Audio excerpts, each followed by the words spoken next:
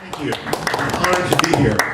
The poems I'm going to read today are from a novelized story of poetry called Stranded with Jack and Jill, and it's a story about my college life. And so these are just characters. The poems I'm going to read are I'll get that, Gary. You just keep talking. these are characters from my life as a college student. So I'll just read these portraits of people. This is 1973. Second lieutenant.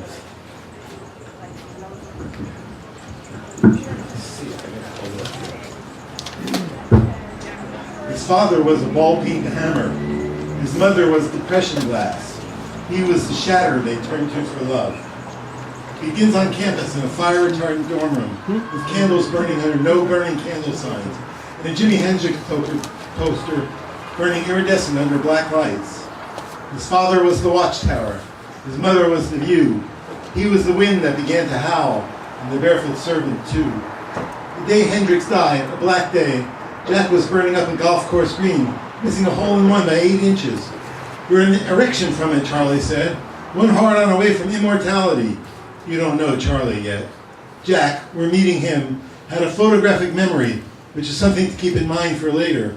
And the picture of room 222 is forever recorded.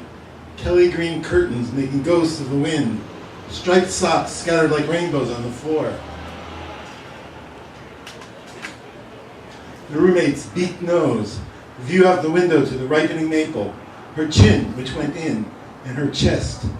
They ended up as housemates next semester. Charlie's doing. It was always Charlie's doing. Now you know Charlie. Even laminating the hardwood floors, while they should have been in class studying Jung and Freud, was Charlie's doing. His life was given over to Charlie's doings, as it would one day be to hers. His first love was a Nikon camera, Charlie's doing, and pictures taken of a broken window. When the Nikon was stolen, he bought a Polaroid for instant gratification. His first love was a Coca-Cola clock, with the plug pulled at 11:30, the time the mescaline kicked in. It was always 11:30 in his room. His first love was a lobster. She showed him how to pick it apart, joint by joint, and suck the flesh fresh out, defying her own mother. His first love was a waterbed with its hallelujah waves. His father was an old pocket watch. His mother was its tick.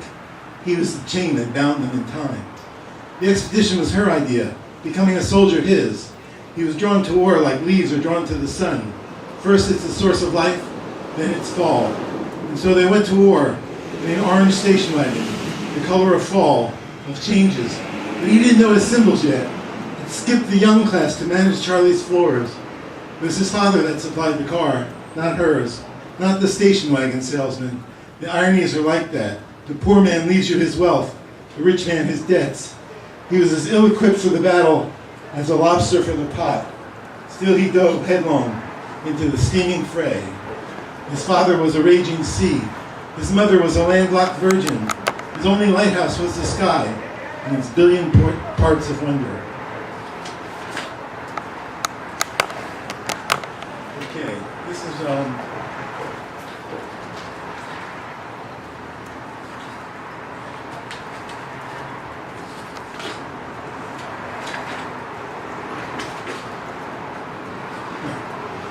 it's called Ben Liberty. In a subterranean room, below Jack's 11:30 clock, right twice a day, below his waterbed that Charlie had insisted he purchase, below his waterbed side dimmer switch that Charlie had insisted he wire to control his lights, Ben Liberty banged and pounded and ranted like a tortured animal.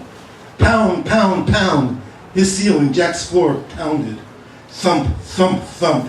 His ceiling, Jack's floor, thumped. And with each swat of mallet, each harangue of hammer, a cry, a sob, a plea. If you didn't know better, you'd think it were a child down there, hurt, stranded, growing up alone, like our second lieutenant. Not a full-grown heaping teaspoon of a man named Ben Liberty. And every now and then, at 11:30 exactly, Ben Liberty would vent a howl of unmitigated, unvarnished anguish, as if his life were on some uncertain cusp of doom. A war being fought in the trenches, dangling particles of dismembered body parts. For war is destruction manifest, but in the circle of it is also creation and recreation, bursts of joy, gaggles of soaring geese, sublime moments saturated with Ben Liberty's grief.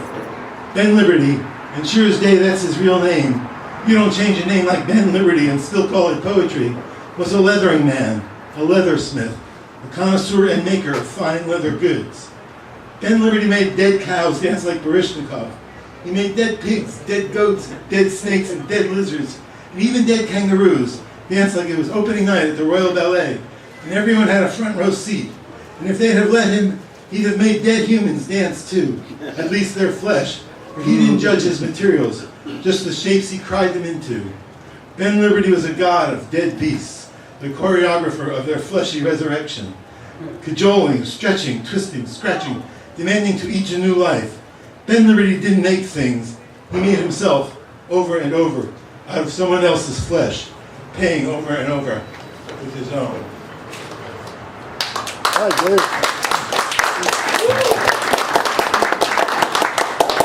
It's called Nobody's Fool. Paul was nobody's fool when one Easter he donned a bunny suit, big floppy ears, cottontail, and a giant bunny penis fully boinged.